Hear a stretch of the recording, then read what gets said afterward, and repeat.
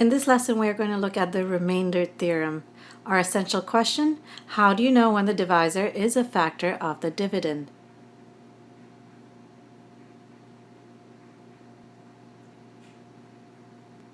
Example 1. Given f of x is equal to 3x squared plus 8x minus 4.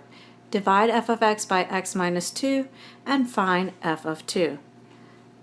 Since x minus 2 is a linear factor, I am going to divide the polynomial 3x squared plus 8x minus 4 using synthetic division.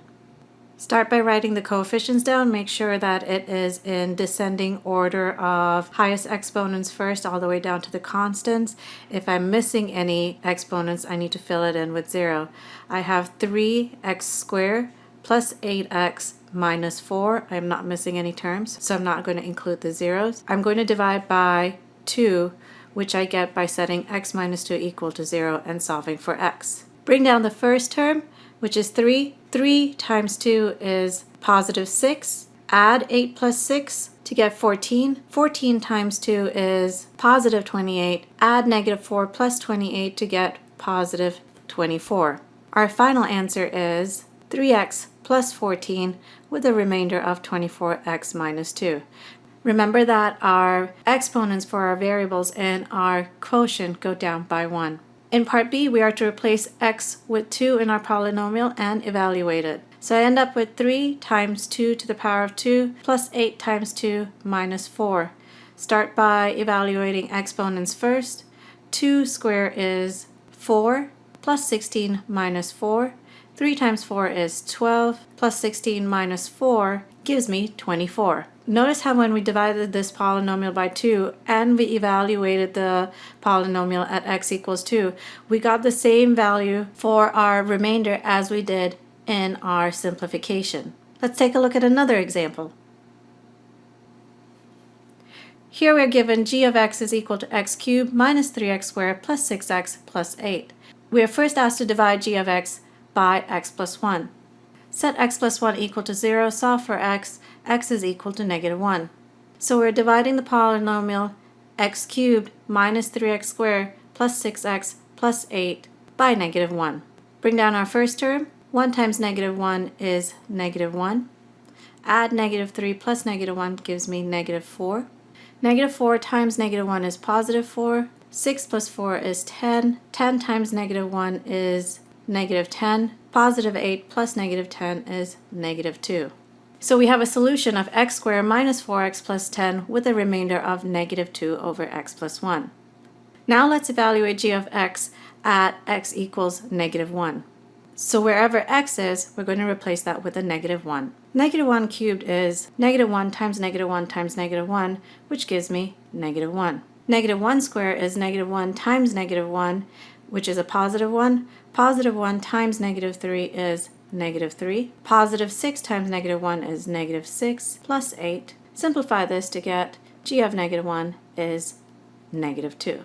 Again, notice that when we divided our polynomial by x equals negative 1 and we evaluated our polynomial at x equals negative 1, we got the same remainder as we did in our evaluation. Which leads us to the remainder theorem. For any polynomial p of x is equal to q of x times x minus a plus r of x. Or in other words, some polynomial p of x is equal to the quotient times the divisor x minus a, where a is some number, plus the remainder. The factor theorem. Let p be a polynomial function in x and let a be any real number. If a is a 0 of p, then x minus a is a factor of p. What that means is if I get a remainder of 0, then x minus a is a factor of the polynomial p. Here's an example. Consider the polynomial p of x is equal to x to the power of 4 plus 3x cubed minus 28x squared minus 36x plus 144. We want to find out if 1 is a 0 of the polynomial and if x plus 3 is a factor of the polynomial. Using the remainder theorem, I'm going to evaluate this polynomial p of x And if I get a constant that is not 0, then it is not a 0 or a factor of the polynomial. If I do get a 0 when I evaluate the polynomial using the remainder theorem, then the constant is a 0 or the quantity is a factor.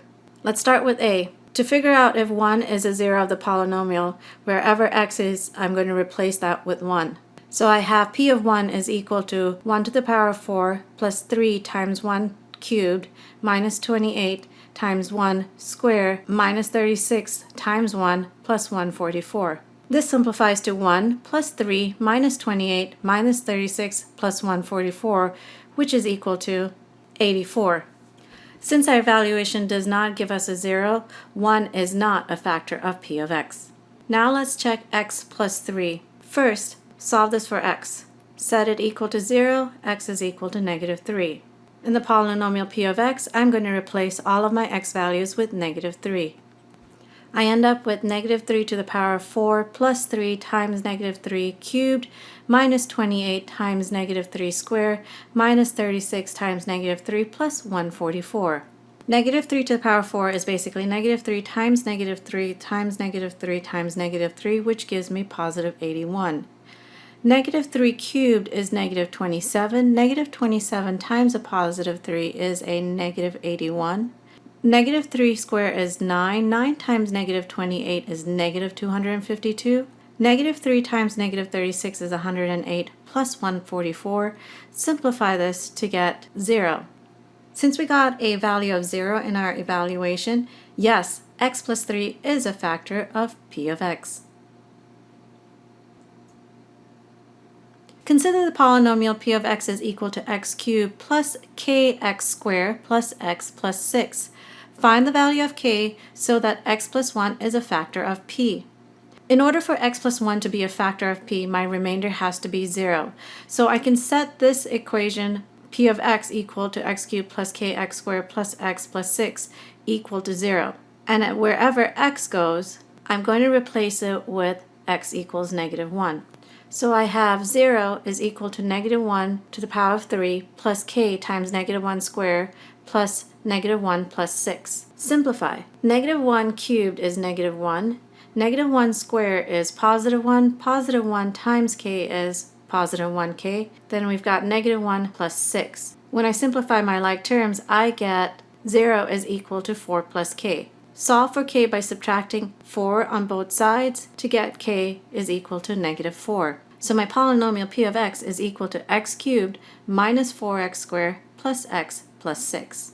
For part B, we want to find the other two factors of p. Since I know x plus 1 is a factor of the polynomial, I can take the polynomial x cubed minus 4x squared plus x plus 6 and divide it by negative 1. Start by bringing our first term down, which is 1. 1 times negative 1 is negative 1. Negative 4 plus negative 1 is negative 5. Negative 5 times negative 1 is positive 5. 1 plus 5 is positive 6.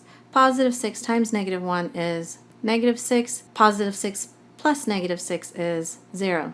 So I end up with p of x is equal to x plus 1 times the quantity x squared minus 5x plus 6. I can factor the quantity x squared minus 5x plus 6. Two numbers that multiply to positive 6 and add to negative 5 is negative 3 and negative 2. So the factors of p of x are x plus 1, x minus 3, and x minus 2. Alright, that's it from me. I'll see you all soon.